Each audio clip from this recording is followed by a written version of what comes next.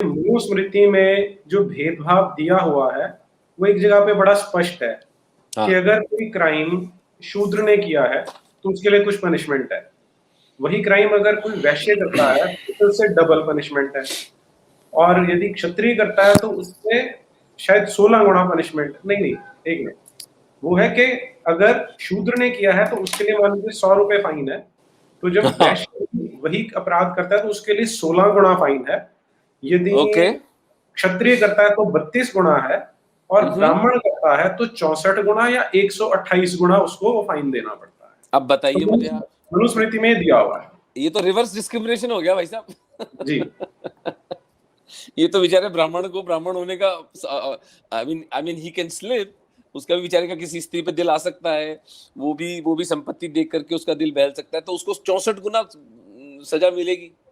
But jokes apart, ये वाकई एक गंभीर बात है कि हमारे पुरखे कितने दूरदर्शी थे और कितने न्यायप्रिय थे।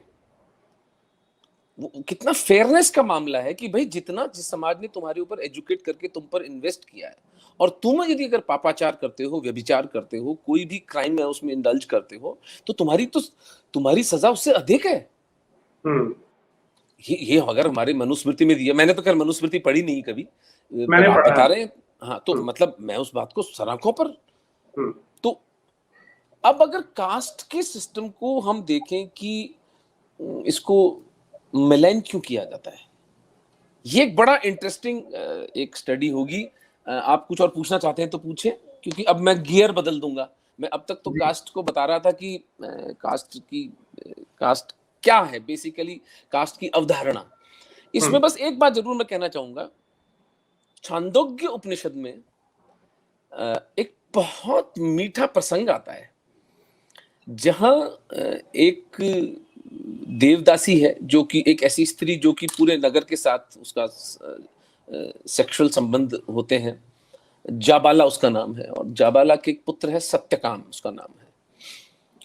तो सत्यकाम जब 7-8 वर्ष का होता है, उसे तीव्र वैराग्य होता है, और वो माँ के पास जाके कहता है, माता किम गोत्रो हमस्मि ब्रह्मचर्यम भवतु विविद्यामि किम गोत्रो हमस्मि। इसको गा के बड़ा सुंदर कहा है उसमें, आदि शंकराचार्य पे एक मूवी है उसमें। तो माँ दुखी हो जाती है कि मुझे नहीं पता, मैं तू किसका बीज है, तेरा गोत्र क्या है, ये तो मुझे नहीं पता। तू ऐसे कर, जो आचार्य हैं उनके पास जा और उनसे बोल कि मेरा नाम सत्यकाम है और मैं जाबाला नाम की स्त्री का पुत्र हूं, आप मुझे ब्रह्मचर्य की शिक्षा दें। आज से 3000 वर्ष पूर्व आचार्य जो है उस बच्चे के सर पे हाथ रखकर कहता है कि तू इतना सत्यनिष्ठ है कि तूने मुझे बेवकूफ बनाने का प्रयास नहीं किया, मैं तुझे दीक्षित करता हूं। उसके बाद सत्यकाम ने हमारे हिंदू शास्त्रों पर जो टीकाएं लिखी हैं वो बहुत प्रामाणिक सिद्ध हुई। तो हमने टैलेंट कहां से उठाई, उस ऋषि ने टैलेंट को इससे नहीं बांधा कि उसका गोत्र क्या है। एक वेश्या के बेटे को धर्मशास्त्र की उसमें इनिशिएट किया गया। ये जो 4 जातियां हमारे तथाकथित 4 वर्ण बताए गए, वेश्या का बेटा होना तो उससे भी निम्नतर है ना, उसका तो कुछ पता ही नहीं है वो क्या है। लेकिन हम उस कद के लोग थे, उस स्टेचर के लोग थे, जो मेरिट को किसी भी कीमत पर हम अप्रोप्रिएट कर लेते थे। ये छांदोग्य उपनिषद की बड़ी सुंदर कहानी मैंने सोचा कि आपके साथ बांटूं। कौन सी कास्ट, कौन सा वर्ण, जिस बच्चे के बाप का नाम पता नहीं, उसको धर्मशास्त्र में इनिशिएट किया जाता है। ये कहानी पूरी लिखी हुई है उसके अंदर। तो ये तो तत्व रूप से हमारे सनातन धर्म के अंदर कास्ट की मैंने बात की कि कहीं पर वर्ण का, जाति का कोई भेद कहीं, कास्ट एक सोशल रियलिटी थी, एक सोशल कॉन्स्ट्रक्ट था, और वो मॉड्यूलेट होता रहता है, वो ऊपर नीचे होता रहता है। लेकिन भैया, ब्राह्मणों ने कभी किसी दलित के पूरे बस्ती की कभी हत्या नहीं की, कभी किसी राजपूत ने कभी किसी दूसरी जाति के व्यक्ति को उस जाति का होने के लिए कभी नहीं मारा। हम बहुत प्रेम से, बहुत सहृदयता से और न्याय के साथ, फेयरनेस एंड जस्टिस के साथ हम लोग पिछले 6-7 हजार से भारतवर्ष के इस खंड में, कालखंड में भी, पूरे 5-7 वर्ष के कालखंड में और इस भूभाग पर बहुत प्रेम और चैन से रहे हैं। ये जो 1400 साल में इस्लामी आक्रमण के बाद में हमारे अंदर जो एक झूठ, गुलामी का जो एक झूठ चलाया गया है, उस सब का परिणाम। और उसके बाद अब पिछले 70 सालों में तो ये जो वामपंथियों ने और इन्होंने मिशनरियों ने और पंचमक्कारों ने तो हिंदुओं को बिल्कुल हिलाकर रख दिया है। इसलिए आवश्यक हो गया है कि जो सिस्टम हमारे धर्म को अब तक बचाकर लाया है, उसके डिफेंस में हिंदू खड़े हों। बॉटम लाइन क्या है? जाति व्यवस्था, कन्वर्जन्स के खिलाफ, पंचमक्कारों के खिलाफ, हमारे सामाजिक बुराइयों के खिलाफ सबसे बड़ी ऊर्जा, सबसे बड़ा बल है। जाति भेद महापाप है, कोई जाति ऊंची नीची नहीं है, सब जातियां बराबर है। कोई ब्राह्मण श्रेष्ठ नहीं है और कोई शूद्र जो है वो अश्रेष्ठ नहीं है। मैं इसमें एक चीज ऐड करना चाहता हूं कि आपने बोला कि पंचमक्कारों के खिलाफ, कन्वर्शन के खिलाफ ये काम करती है, बड़ा अच्छा एक हमारे पास टूल है। मैं उसके अलावा एक और चीज ऐड करता हूं कि हम करप्शन से भी इसकी सहायता से लड़ सकते हैं। अच्छा, मैं वेरी गुड। मैं एग्जांपल देता हूं एक, कि मान लीजिए कि मैं कुर्मी समाज का हूं। हाँ। और कुर्मी समाज का एक बच्चा, मान लीजिए उसकी नौकरी लगती है गुड़गांव में या बेंगलोर में, कहीं पे जाना है उसे, तो अब मेरे पास कोई अरेंजमेंट नहीं है कि वहां जाके बच्चा कैसे रहेगा। अभी क्या होता है कि उसको कोई हॉस्टल में कमरा मिल जाएगा, किराए पे ढूंढेगा, पीजी ढूंढेगा, वो वहां जाके रहेगा। उसके पड़ोस में कोई मर्डर हुआ, कोई इंसिडेंट हुआ और करप्ट एक थानेदार था, उसने उठा के इस बच्चे को जेल में डाल दिया। अब it is an individual versus a state. वो कुछ नहीं कर सकता। अगर थानेदार ने सोच लिया मैंने इसको रगड़ना है तो रगड़ सकता है, लेकिन जब उस बच्चे ने जाना था, मैंने पता लगाया कि वहां पे कुर्मी समाज कौन सा है, कि भाई अपना एक बच्चा आ रहा है उसका ध्यान रखना। वहां चला गया तो अब उसके पास एक पूरे वहां पर बने बनाए ग्रुप का प्रोटेक्शन है। क्योंकि ये मैं इसलिए एग्जांपल देता हूं कि कास्ट को डिपिक्ट कैसे किया जाता है, that it is a method of exclusion, कि आपको एक्सक्लूड करते हैं।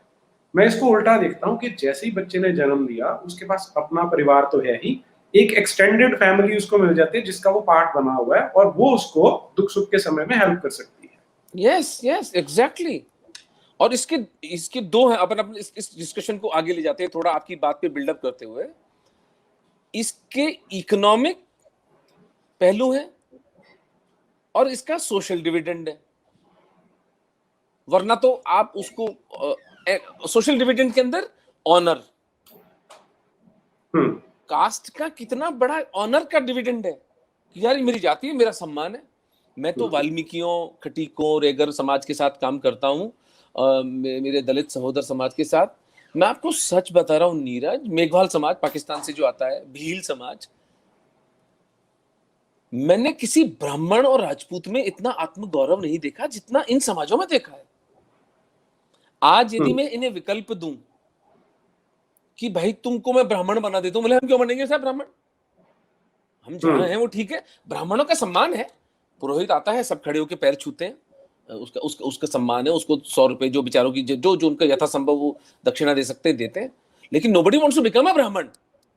अपनी कास्ट की जो, उनकी पुरखों की जो याद है, उनके पुरखों की जो कृत्यों का उनको स्वाभिमान है। मैं ओबीसी हूं, मैं स्वयं ओमेंद्र रत्नू जी की बात कर रहा हूं। मुझे आज कोई अफसर देगी साहब मैं आपको राजपूत बना देता हूं या ब्राह्मण बना, मैं तो नहीं बनूंगा। मेरे को कोई माइग्रेशन नहीं करना।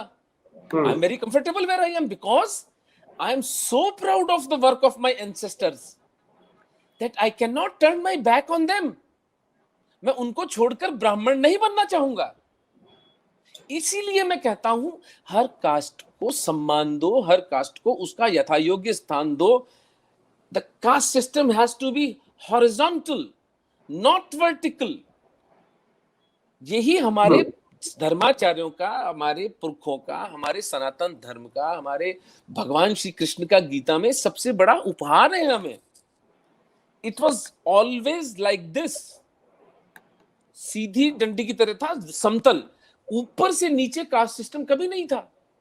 मैं आपको खुद बता रहा हूं, आज अगर मैं दलित समाज का भी होता, मैं अपने आप को मानता वाल्मीकि हूँ। मेरे आपको मैं दर्जनों वीडियोस भेज दूंगा जिसके अंदर मैं वाल्मीकि समाज के बीच में बैठा खाना खा रहा हूँ, बैठा हूँ, मैं कहता हूँ कि यार तुम लोग मुझे अपना लो किसी तरह से, मैं तो वाल्मीकि बनना चाहता हूँ।